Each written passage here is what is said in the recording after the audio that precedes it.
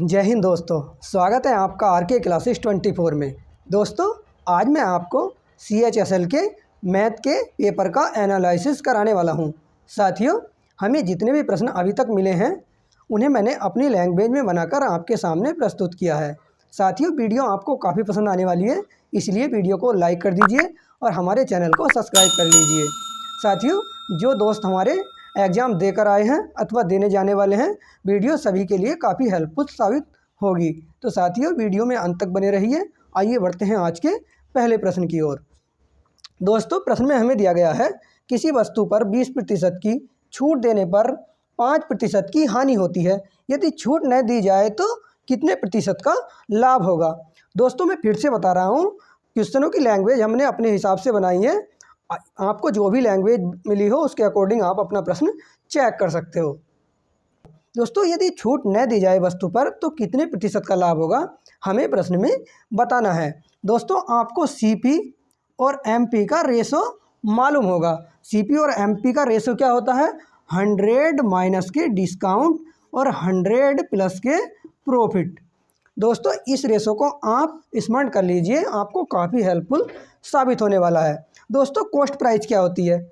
जिस मूल्य पर वस्तु को हम खरीद कर लाते हैं उसे हम कॉस्ट प्राइस कहते हैं वस्तु की। मार्क प्राइस क्या होती है? दोस्तों, कॉस्ट प्राइस से ऊपर हम अपनी मर्जी का कोई भी एक मूल्य अंकित करा लेते हैं, जिस पर कि हम डिस्काउंट दे देते हैं और फिर भी हमें प्रॉफिट हो जाता है, तो उसे हम मार्क प्राइस कहते हैं, जिसे हम अपनी मर्जी से डलाते हैं।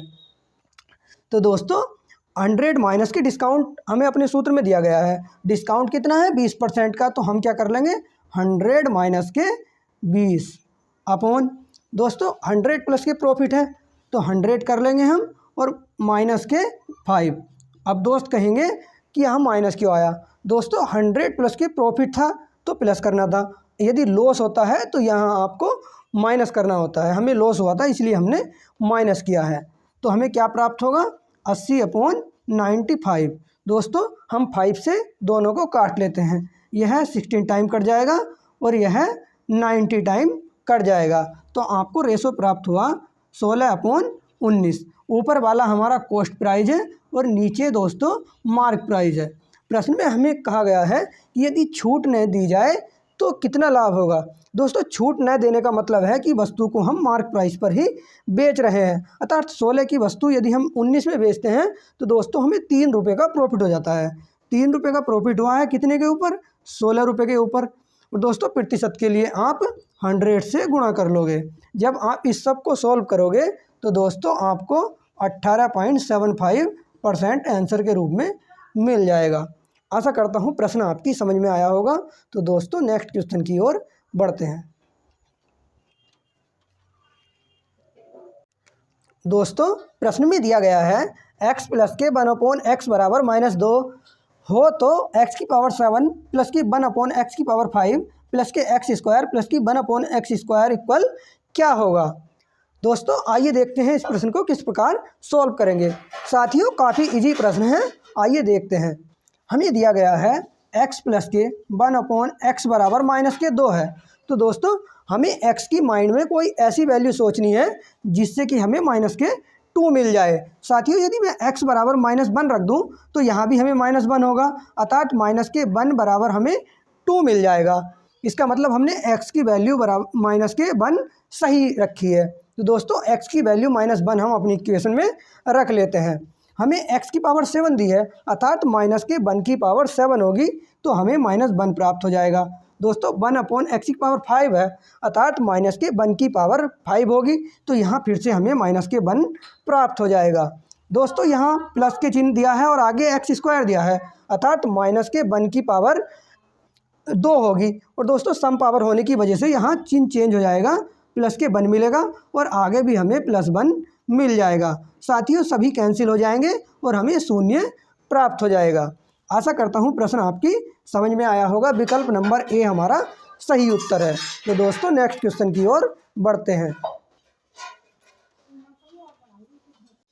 दोस्तों, प्रश्न में हमें दिया गया है 10 क्रमागत पूर्णांकों का औसत 33/2 है तो प्रारंभिक 3 संख्याओं का औसत ज्ञात कीजिए। दोस्तों, हमें प्रश्न में तीन प्रारंभिक संख्याओं का औसत बताना है। इस प्रश्न में हमें एक कंडीशन और दी है कि संख्याएं क्रमागत हैं। दोस्तों अब प्रश्न में कुछ नहीं है, क्रमागत संख्या का प्रश्न काफ़ी इजी से सॉल्व हो जाता है। हमें औसत दिया है 33/2, तो दोस्तों इसे मैं 16.5 मान सकता हूँ। यदि 2 से 33 को आप भाग दोगे तो 16.5 आपको प्राप्त हो जाएगा। दोस्तों 5 संख्याएं इधर होंगी और 5 संख्याएं इस साइड में होंगी। हमें प्रारंभिक 3 संख्या का मान बताना है औसत, तो दोस्तों हमें इधर वर्क करना होगा। दोस्तों पहली संख्या 16 होगी, दूसरी 15 होगी, तीसरी 14 होगी, अगली संख्या 13 होगी और नेक्स्ट संख्या दोस्तों 12 होगी। 5 संख्याएं हमारी हो चुकी हैं। दोस्तों हमें 3 संख्याओं का औसत बताना था, तो अर्थात औसत हमारा 13 होगा। तो विकल्प नंबर बी हमारा सही आंसर होगा। दोस्तों आप यहाँ कन्फ्यूज ना होना कि 13 डायरेक्ट कैसे कर दिया। यदि आप 12 + के 13 + के 14 यदि इन तीनों को जोड़कर 3 से भाग भी दोगे तो दोस्तों तब भी आपको 13 ही प्राप्त होने वाला है।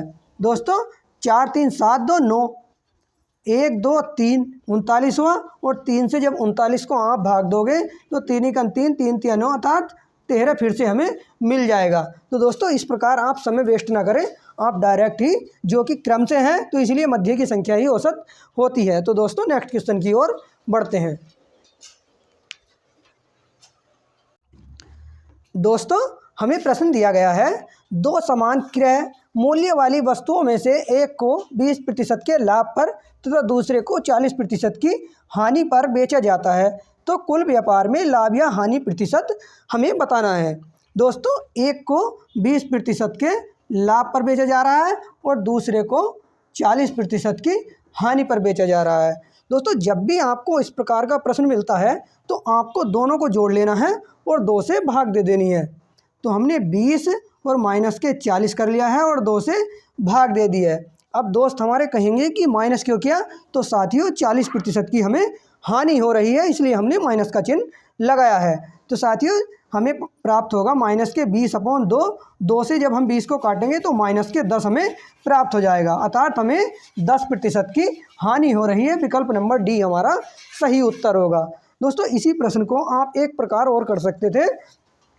पहले हमें दिया गया है कि 20% का लाभ प्राप्त होता है, तो 20% की फ्रैक्शन वैल्यू होती है 1/5, अर्थात कोई वस्तु यदि 5 की थी तो 1 रुपये का लाभ लेकर हमने उसे 6 रुपये में सेल किया होगा। ये क्या है हमारा कॉस्ट प्राइस और ये है सेलिंग प्राइस। दोस्तों आगे प्रश्न में दिया गया है कि दूसरे को 40% की हानि पर बेचा जाता है, अर्थात 2/5 होती है। तो दोस्तों यदि 5 रुपये की कोई वस्तु थी तो हमने 2 रुपये की हानि पर अर्थात उसे 3 रुपये में सेल कर दिया है।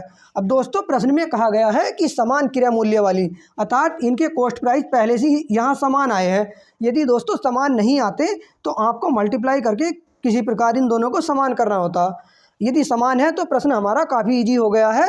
अब दोस्तों हमारी जेब से खर्च कितने हुए, 5 ये थे, 5 ये अर्थात 10 रुपये खर्च हो गए और हमें मिले कितने हैं, 6 और 3 9, हमें 9 रुपये मिले हैं। हमें घाटा कितने का हुआ है, 1 रुपये का, और कितने के ऊपर, 10 रुपये के ऊपर। दोस्तों 1/10 की % वैल्यू 10% होती है, यही हमारा आंसर होगा। यदि आप इस प्रकार नहीं समझ रहे हैं तो इसकी मल्टीप्लाई 100 से कर दीजिए % बनाने के लिए। 10 से जब इसे काटेंगे 100 को तो 10% आपको आंसर के रूप में मिल जाएगा। आशा करता हूँ प्रश्न आपकी समझ में आया होगा। तो दोस्तों नेक्स्ट क्वेश्चन की ओर बढ़ते हैं।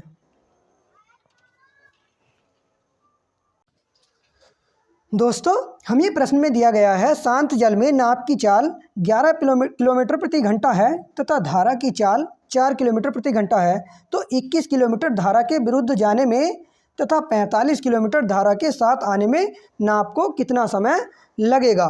दोस्तों हमें दिया गया है नाव की चाल को हम x मान लेते हैं 11 किलोमीटर प्रति घंटा, और दोस्तों धारा की चाल दी गई है, हम y मान लेते हैं, धारा की चाल दी है 4 किलोमीटर प्रति घंटा। दोस्तों नाव के साथ जाने में नाव की चाल कितनी होगी, धारा के साथ जाने में नाव की चाल, तो x + के y बराबर 11 और 4 को जोड़ लेते हैं, 11 और 4 15 किलोमीटर प्रति घंटा की उसकी स्पीड होगी नाव के साथ, धारा के साथ जाने में। और दोस्तों धारा के विरुद्ध जाने में नाव की चाल कितनी होगी, x माइनस के 22/11 में से 4 घटा लेंगे तो 7 किलोमीटर प्रति घंटा हमें स्पीड मिलने वाली है। दोस्तों हमें समय बताना है। आपने एक फार्मूला पढ़ा होगा, चाल बराबर दूरी बटे समय। तो दोस्तों अब हमें समय बताना है, तो हम समय को यहाँ ले आएंगे, समय को, और बराबर हमारा फार्मूला बन जाएगा दूरी बटे चाल। इस फार्मूले में दोस्तों वैल्यू पुट कर लेते हैं। दूरी क्या है, दूरी हमें दी गई है पहले 21 किलोमीटर की दूरी है। और दोस्तों चाल कितनी है, 21 किलोमीटर धारा के विपरीत जाने में, और विपरीत जाने में चाल कितनी है 7, तो हमने 7 से इसे भाग दे लिया। प्लस के आगे कितनी दूरी दी गई है 42 किलोमीटर धारा के साथ जाने में, और धारा के साथ जाने में स्पीड कितनी होगी 15 किलोमीटर प्रति घंटा। सॉरी साथियों, यहाँ 42 नहीं 45 होगा। अब हम इन्हें काट लेते हैं, 7 या 21 और 15 या 45, अर्थात 3 प्लस के 3 बराबर आपको 6 आंसर के रूप में मिल जाएगा। आशा करता हूँ प्रश्न आपकी समझ में आया होगा। तो दोस्तों नेक्स्ट क्वेश्चन की ओर बढ़ते हैं। दोस्तों प्रश्न में हमें दिया गया है, चावल के मूल्य में 25% की वृद्धि होने पर एक व्यक्ति 20 किलोग्राम चावल कम खाता है, जिससे कि खर्च में कोई परिवर्तन न हो। प्रारंभ में चावल की खपत कितनी थी, हमें बताना है। तो दोस्तों खर्च का सीधा सीधा संबंध होता है मूल्य गुणा के खपत। मतलब कि यदि दोस्तों मूल्य बड़ा होगा तो खपत आपको कम करनी होगी, और यदि दोस्तों मूल्य घटा हुआ होता है तो हम खपत अपनी बढ़ा देते हैं। इसी से निकलकर एक रेशो बना लेते हैं हम। हमें दिया गया है 25% मूल्य में वृद्धि हो गई है। 25% की फ्रैक्शन वैल्यू होती है 1/4, अर्थात मूल्य पहले 4 था, अब वृद्धि होने के बाद मूल्य 5 रुपये हो गया है। दोस्तों ये वस्तु का मूल्य का अनुपात हमने निकाल लिया है। तो खपत का अनुपात क्या होगा, खपत का अनुपात इसका रिवर्स होगा। पहले वस्तु हम 5 खाते थे तो अब हम 4 खाएंगे, क्योंकि मूल्य वृद्धि हो चुकी है। दोस्तों हम साफ साफ देख रहे हैं कि कमी कितने की हुई, 1 यूनिट की कमी हुई है।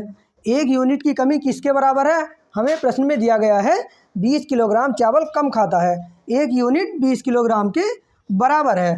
तो दोस्तों पहले खपत कितनी थी 5, और प्रश्न में हमें पहले चावल की खपत ही बताना है, अर्थात 20 की 5 से मल्टीप्लाई कर लेंगे तो 20 पंजे 100 हमें आंसर के रूप में मिल जाएगा। विकल्प नंबर सी हमारा सही उत्तर होगा। आशा करता हूँ प्रश्न आपकी समझ में आया होगा। तो दोस्तों नेक्स्ट क्वेश्चन की ओर बढ़ते हैं। प्रश्न में हमें दिया गया है, किसी राशि पर 10% की दर से 4 वर्ष का साधारण ब्याज 1200 रुपये है, उसी राशि पर 8% की दर से 2 वर्ष का साधारण ब्याज कितना होगा, हमें प्रश्न में बताना है। तो दोस्तों आइए देखते हैं इस प्रश्न को किस प्रकार सॉल्व करेंगे। साथियों हमें 10% की दर दी गई है और 4 वर्ष तक हमें ब्याज मिला है, अर्थात 10% का ब्याज हमें 4 वर्ष तक मिला होगा, तो हमें 40% ब्याज मिल गया होगा। 40% की वैल्यू प्रश्न में दी गई है 1200 रुपये।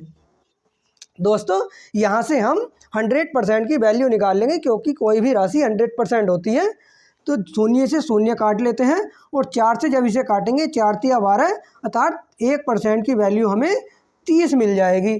साथियों 100% की वैल्यू निकाल लेंगे, 30 की मल्टीप्लाई आप 100 से कर लोगे तो 3000 हमें मिल जाएगा। दोस्तों प्रश्न में आगे दिया गया है कि उसी राशि पर, मतलब कि 3000 रुपये पर ही 8% की दर से 2 वर्ष का चक्रवृद्धि ब्याज हमें बताना है।